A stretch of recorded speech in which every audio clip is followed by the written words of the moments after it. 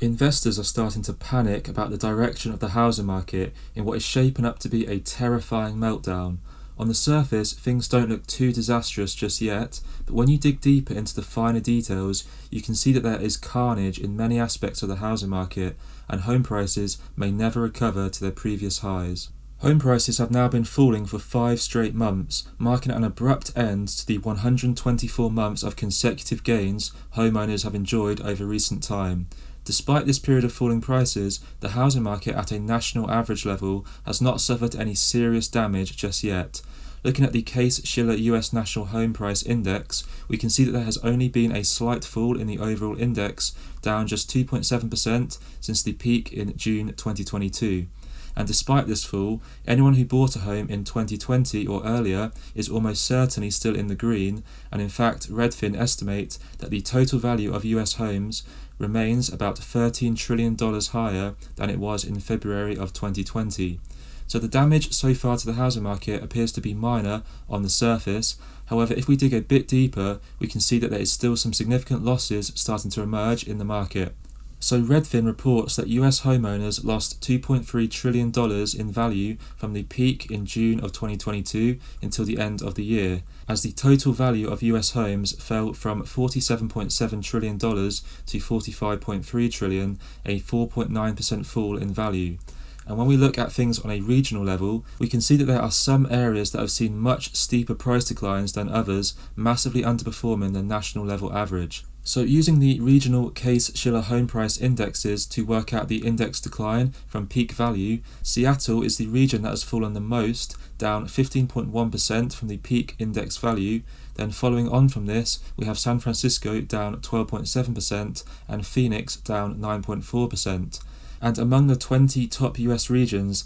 there is not a single area that has escaped unscathed from this, as all 20 regions have suffered some sort of price decline. But Chicago has fared the best, only being down 1.1%, and this is followed by Cleveland down 1.2% and Detroit down 1.9%.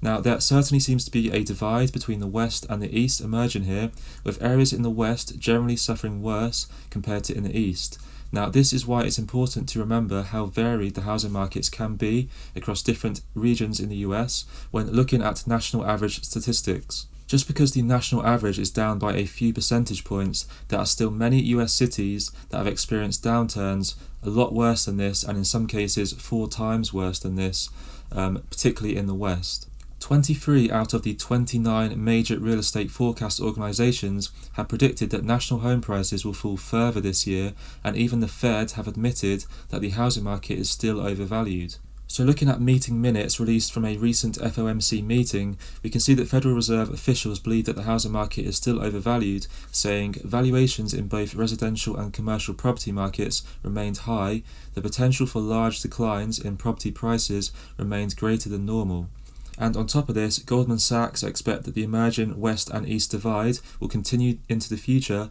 writing in a recent report, on a regional basis we project larger declines across the Pacific coast and the southwest regions, which have seen the largest increase in inventory on average, and more modest declines across the mid-Atlantic and Midwest, which have maintained greater affordability over the past couple of years. So a large factor contributing to declining home prices is mortgage rates, which have surged over the last year or so. So sky-high mortgage rates means that the cost of borrowing money is now more expensive, and people cannot afford to borrow as much as they could before, overall resulting in a drop in demand for homes. So the average 30-year fixed-rate mortgage in the US right now is around 6.5%, slightly lower than the peak that we saw a few months ago, back in November. However, it's still more than twice as high as the rates that we saw at the start of 2022.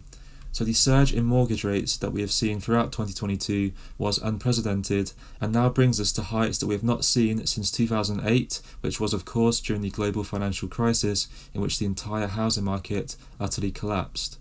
So interest rate hikes are not done yet, and in fact the federal funds rate is not expected to peak until later on in 2023, which could be a further 50 to 100 basis points from where we are right now. And this is based on FOMC participants making assessments on where they believe the federal fund rate needs to go, so quite a reliable forecast. If the federal funds rate does indeed climb by this amount during the course of 2023, then we will almost certainly see the 30-year mortgage rate climb back above 7% and could even reach new highs over 7.5%, which would be catastrophic for the housing market as it would push the cost of borrowing even higher. With mortgage rates continuing to sustain these historical high levels, we're seeing mortgage purchase applications continue to fall, and the United States Mortgage Purchase Index fell by a whopping 5.6% in the week ended February the 24th, 2023, and it's now at new lows that we haven't seen since the 1990s, meaning that mortgage purchase applications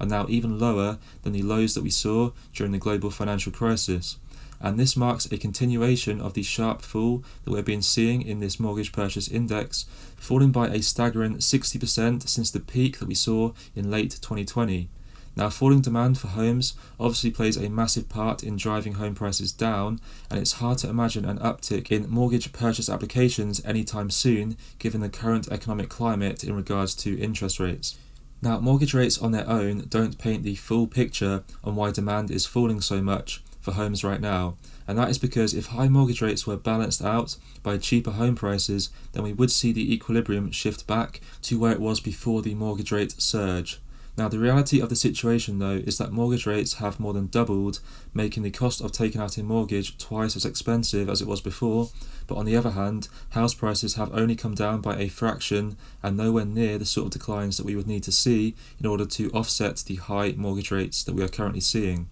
And this makes sense because house prices don't just crash overnight, and historically it has taken multiple years for housing market crashes in the past to bottom out. And because we have seen mortgage rates surge in a short space of time, but are only seeing small house price declines as of yet, we are seeing housing unaffordability climb rapidly. And this is reflected in the Goldman Sachs Housing Affordability Index, which has been falling like a brick over the last year or so, and is now at the lowest level in history. So in order to see this Housing Affordability Index revert back towards more normal historical levels, we are going to need to see house prices continue to fall in the future, further suggesting that the housing market does indeed have much further to fall in the coming years.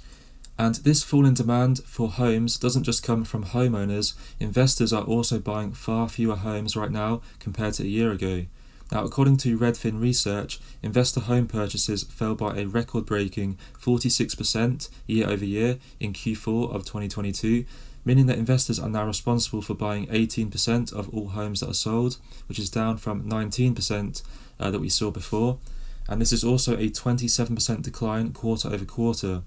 Now, this means that investors are withdrawing their interest in buying homes at a sharper rate than the overall decline in the number of home purchases, which is down 40.8% from a year ago. Now, the fact that investors are pulling out of the housing market at a faster pace than the homeowners does suggest that there is a very real concern around real estate performance in the future, and it seems that many investors do believe that they will lose money if they buy a home right now at current prices. Single-family homes were the asset that was hit the hardest, with investor purchases falling by just under 50% year over year, and this was much more than condo and co-op properties, which were down 35.6%, and townhouses and multiple family properties down 31.1%. Now, there is still a large backlog of new homes that is still under construction by home builders that will hit the market in the next couple of years, and with the pullback in demand from investors only likely to get worse in the near future, this could offset the demand to supply balance even more further down the line. And another thing that is looking very bad right now is the US debt crisis, both on a federal level and a consumer level. The situation is so bad now that there is a very real chance that the US does default on their debt at the end of this year. I did a deep dive on this topic in my latest video, which you can click on the screen right now to watch. Aside from that, please leave a like on the video if you did enjoy it, that does help out a lot. Drop me a comment as well, let me know what your thoughts are on the housing market right now, and also be sure to subscribe if you want to see more videos similar to this in the future, and thanks a lot for watching.